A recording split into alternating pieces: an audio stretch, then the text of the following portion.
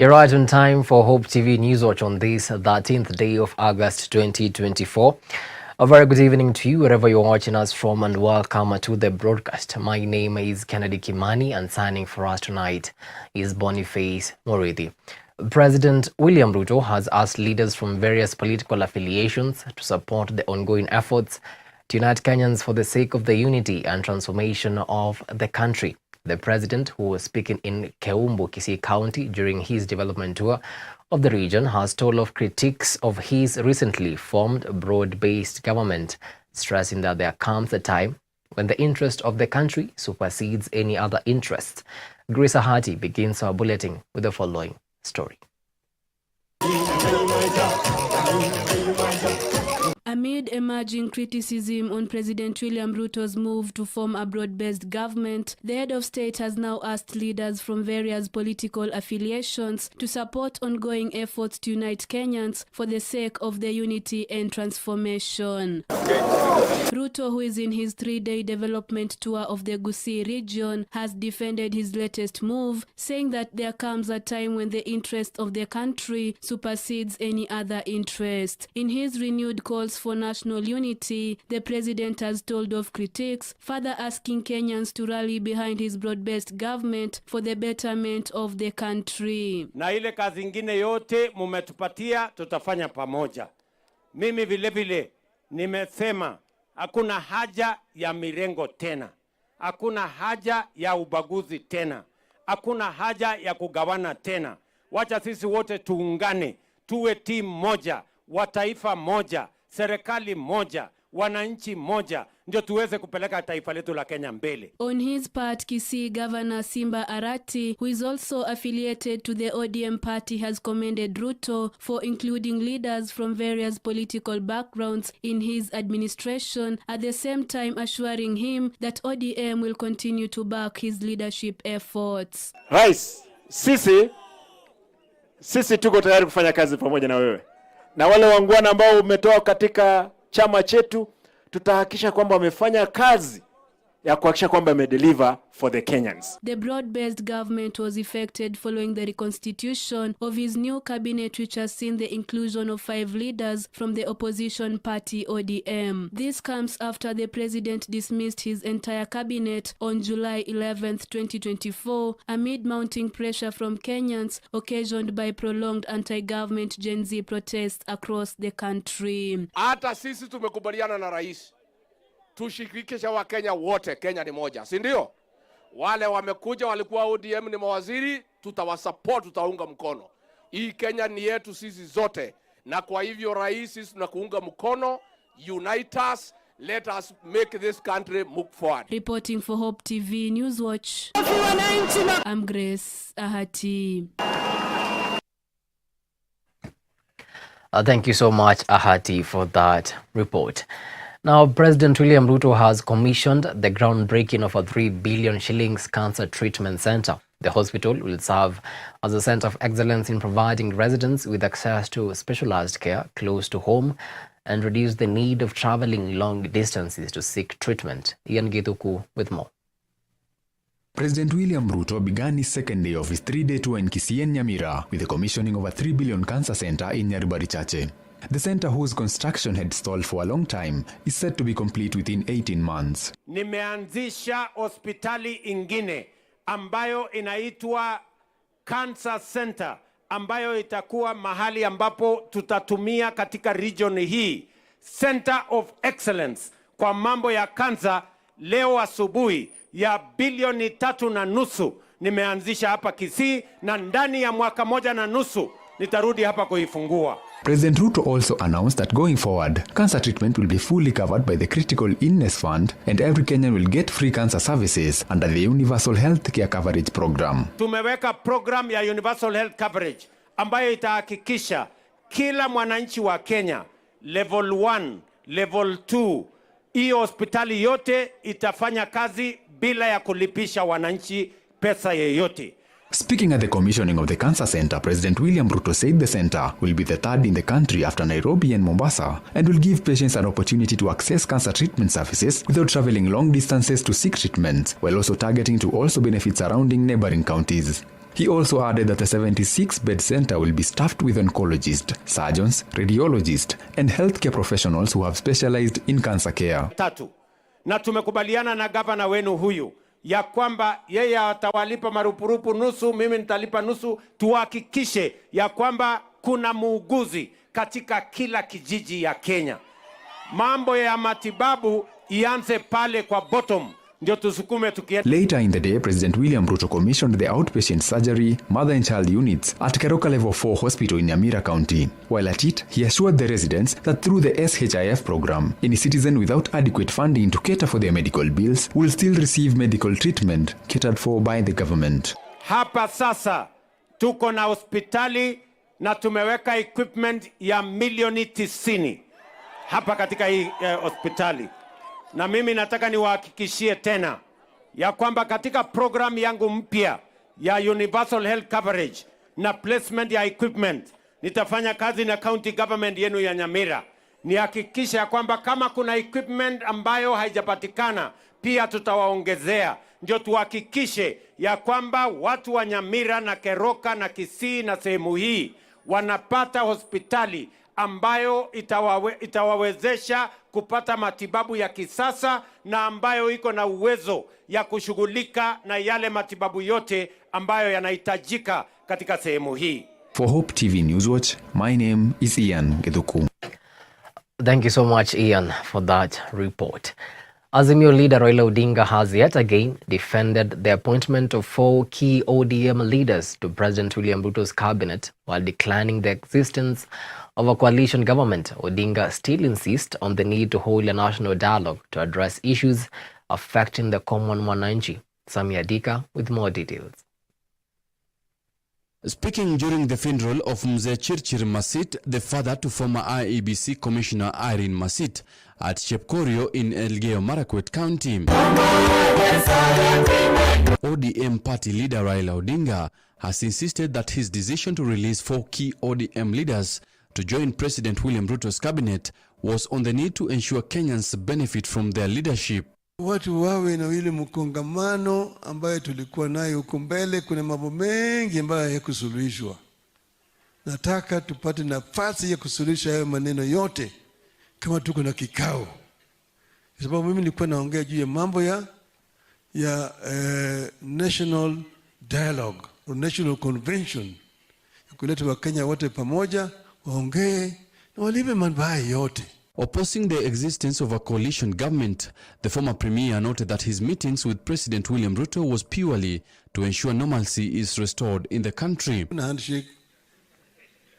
handshake. Kale tulisema, mimi niliongea na Ruto nikamwambia shida iko hapa. Hawa watu yako ambao wameweka pale hawajafanya kazi vile wananchi wanataka. Wananchi wameudhika. Unity call took center stage with Kapseret Member of Parliament Oscar Sudi seemingly taking on Mount Kenya leaders among others, whom he says have been propagating divisive politics, which is against President Ruto's goal. Watu wa Central Kenya wako kila mahali. Kwanza hao wanatakana waseme constituency yetu ni Kenya. Lakini unapata kuna mtu mwingine bana anataka kufuta watu wangu wako na wangu. Hiyo tafadhali mimi nataka niwaombe tushikane na tuungane. Ukiomba kura Kenya hii, omba kura na sera. Omba kura na urafiki. His sentiments were echoed by former Elgeyo Marakwet Governor Alex Tolgos, who lauded Odinga for being open to addressing issues affecting Kenyans. Sisi ingeendelea, hata sisi tungesama. Hiyo haikuwa na kwamba we ni mtu wa UDA, we ni wa ODM. Tauni ikichomeka itachomekea sisi wote. Kwa hivyo baba, sisi tunakuomba, we know you know all the issues that were raised by Gen Zs. Ukikaa na ndugu yako Rais Ruto. Azimio leader Raila Odinga was also requested to ensure Irene Masit comes back to the country, with the leaders noting that it's time to put aside differences that existed during the 2022 August 8th general elections. We are requesting you baba, ukipata rais, uzuri huyu msichana wetu hakukuwa na makosa yoyote ambayo tunaweza sema alikuwa amepiga mtu.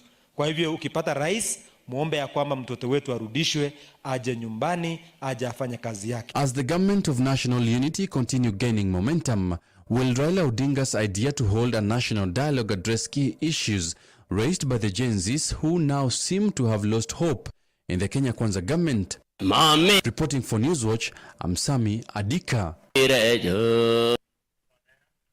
Thank you so much, Adika, for that report. Now, Senate Speaker Amason Kingi has given the way forward on the impeachment motion against embattled Meru Governor Kawira Mwangaza. In a special Gazette notice dated 13th of August, Kingi announced that the Senate will hold a special sitting on the oust of Governor Mwangaza on Wednesday, the 14th of August, where charges made against the Meru Governor by the members of County Assembly will be heard. And as Alice Diana now reports, all eyes are now on the Senate, which is expected to either save her for that time or approve her ouster based on the alleged counts against her.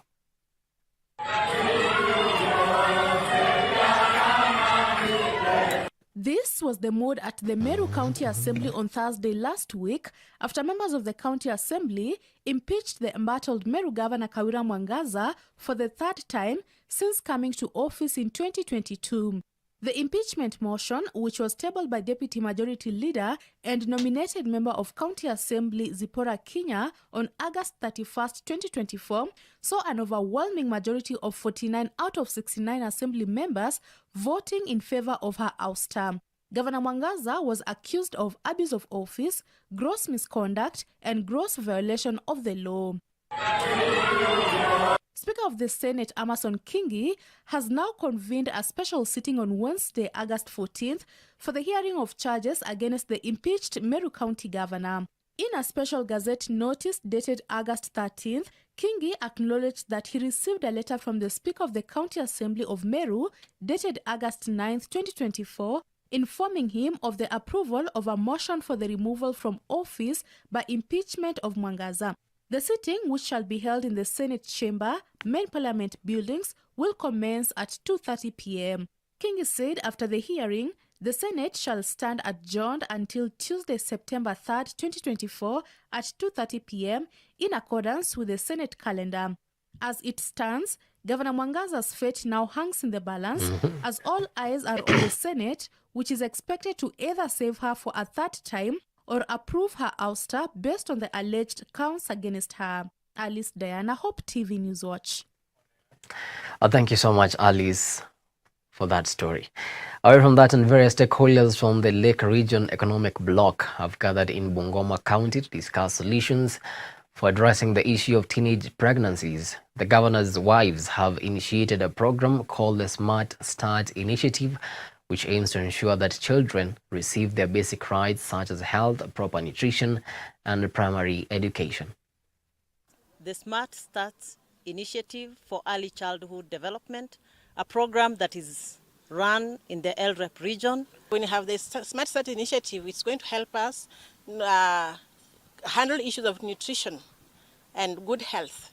So the teen mothers will be able to take care of themselves and be able to take care of the babies. But the main thing is that we are supposed to have advocacy so that we bring down the numbers of child mothers in both Bungoma County and Kakamega County. So advocacy is the key thing. Even the issue of Smart Start Initiative, we have to do advocacy about it for the community to be able to know that we are doing this initiative and it's going to help all of us. It is a timeless initiative that we should run with it as a county to minimize baby deaths, child deformities, the teen pregnancies, and I'll be glad to take charge in Bungoma County, and I know that someday we shall be the model county.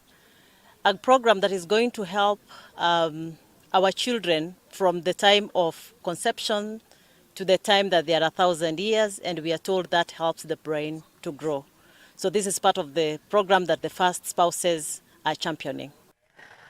Well, it is exactly 13 minutes past the top of the hour. Time now for a short break, but after the break, I'll be back with the business and sports news. Stick around.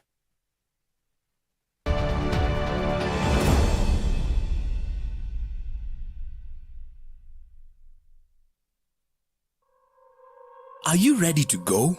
Every day we ponder this question because every day we are going somewhere. How about if we went there as ambassadors? Please prepare to join us at Sitam Karen from the 3rd to 6th of September 2024 for the Send Me 2024 Mission Conference, as we seek God to empower us to go into the nations, into the marketplace, into the mission field, and into the ministry opportunities around us every day. Register for the Send Me 2024 Mission Conference at sitam.org. I've actually been trying to find a balance. It's been really tough and hectic, but everyone says once you get a hang of it, it becomes better, and I don't know, but I'm hoping to find a balance soon because it's really been hectic. But you've been in the job industry for a long time, so I think you would know better. Sindio? Huh?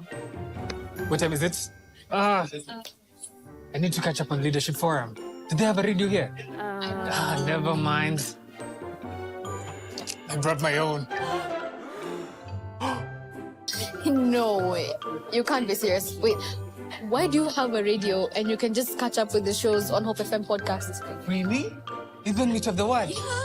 I mean, you can find them on whatever platform, name it. AfriPods, Google Podcasts, Apple Podcasts, Spotify, you name it. But I'm not subscribed on any of them. So no worries. You can just check out the latest episodes on hopemediakenya.org. You can now listen to select Hope FM programs on your favorite podcast streaming platform or directly on our website, www.hopemediakenya.org. Listen and live. Hello, boys and girls. Are you ready for an unforgettable Bible adventure this August? Join us for the Sitam DVBS 2024 that will happen in all Sitam assemblies starting Monday the 12th of August to Friday the 16th of August. And get this, entry is absolutely free. So, if you're aged 3 years to 14 years old, come and enjoy Bible lessons, games, puppetry, memory verses, snacks, refreshments, movies, songs, and dance. That's right, all that fun starts at 7 a.m. and goes on until 12:30 p.m. Remember to bring your Bible, notebook, and a pen. For more information, call 0709-861-100 or visit www.sitam.org. DVBS 2024, taking new territories.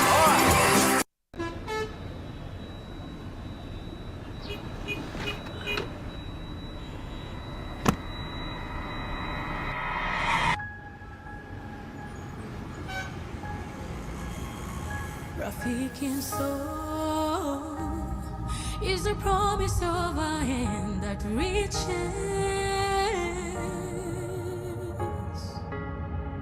and goes beyond what angaza tumaini kote.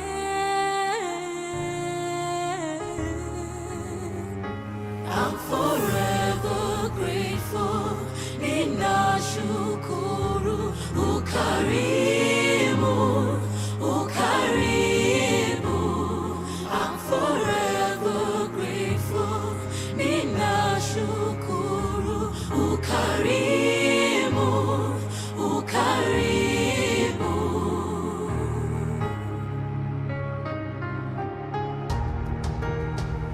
Rafiki soul is a promise of a hand that reaches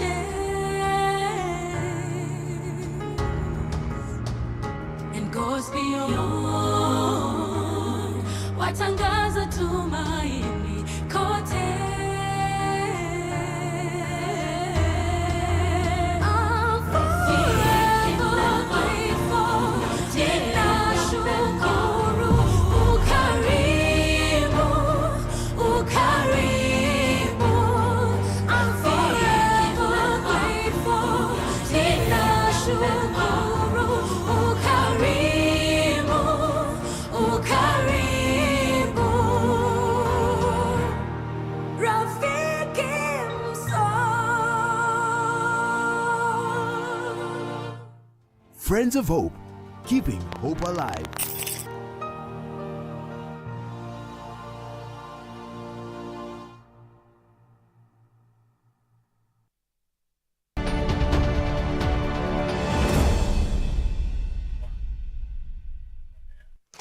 Thank you so much for staying with us. You're watching Hope TV Newswatch. Now to some business news. The highly anticipated COMESA Regional Leather Value Chain Strategy Validation Workshop has kicked off today in Nairobi, marking a significant moment for the leather industry in the region. Organized by the African Leather and Leather Products Institute, the workshop has brought together participants from across the COMESA region, including government officials, industry leaders, and key stakeholders, all are eager to contribute to the future of Africa's leather industry. So if COMESA is the 21 member countries, who is the owner of this strategy? Who owns the strategy? I want to deal with confusion. I don't want to get answers from my team. Who is the owner of this strategy? Who can answer me? It's the member states. So member states own this strategy. So who is supposed to implement this strategy? Yes. Still the member states. Yes. Still the member states. So the member states are supposed to implement this strategy. Why am I saying this? I've heard several people saying strategies do not work. So a question, do strategies work? Another question, do strategies work? Please, take the microphone. Yes, they do. Okay. Strategies work. But when they fail, we point fingers. No, it was the secretariat. It was out, isn't it? But mind you, when you are pointing like this, the three are pointing to you, isn't it? So the success and the failure of this strategy is a collective responsibility. So we are here, ladies and gentlemen, to look at this document, review it, enrich it. We are not coming to vote, to say it's good or it's bad. We are coming to review, enrich, and validate.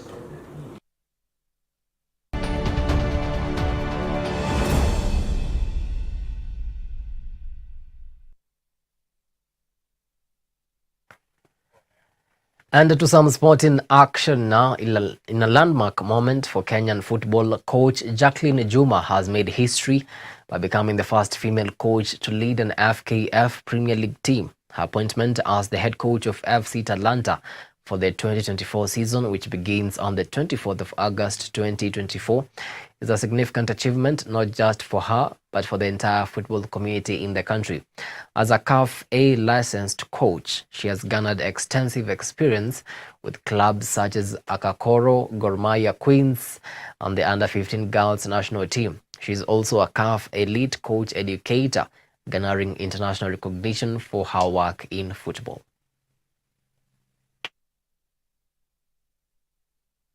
It's an achievement for me and for the female coaches out there. So yeah, it's another experience that I want to gain, and of course get into greater heights. Gender should not be a barrier. I can say that should limit female coaches from coaching. I think they should step up. I'm here because of them, to show them that they can do it. And they believe, and I thank Talanta, my employers, for believing in me as much as I'm a female coach. So they should not shy off. They should get these opportunities, to get these licenses, to get the knowledge that they deserve in order to coach these teams. First, I can say is through classes.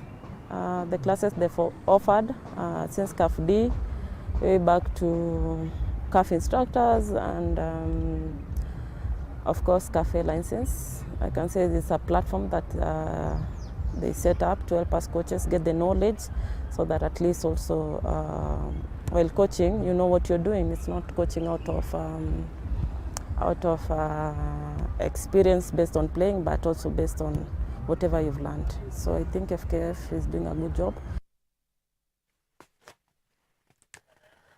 It is a great relief for the Nzoia Sugar Football Club after receiving sponsorship for jerseys and operational funds from the foundation of the former ICT CS Eliud Owalo.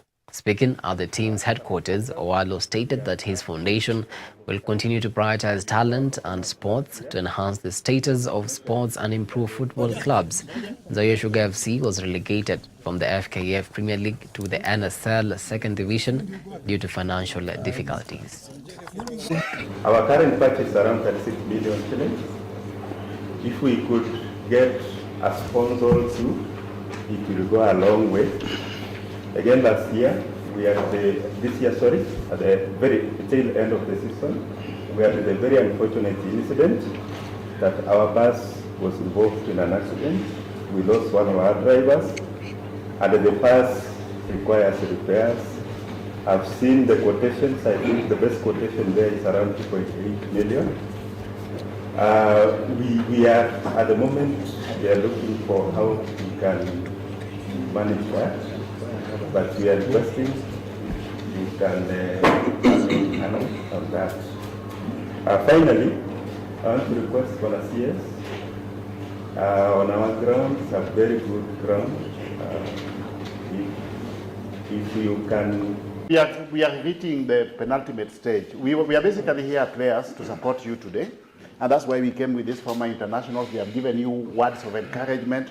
You have seen that it is possible to scale the heights as a player and make it to the highest levels. But it calls for discipline, you have been told. It calls for determination, commitment, hard work. Isn't it? Okay? And you have been told to do your bit. These guys played when they were not getting any allowances. Just do your bit. The management will do their bit. Sawa sawa. We will remain ready and available to support you so that you get back to the Premier League. Me, I'm part and parcel of this Nzoia Sugar family. Where I can assist, I will do what? I will assist. I know there are those specific requests you made, those big requests. We'll see, yeah, what we can do. Tutaongea nyuma ya tent. All right, and with that, we come to the end of our news tonight. Many thanks to you for making time to watch Hope TV Newswatch. On behalf of the stellar crew that made this bulletin a success, have yourselves a blessed night. My name is Kimani, and signing for us tonight has been Boniface Moridi.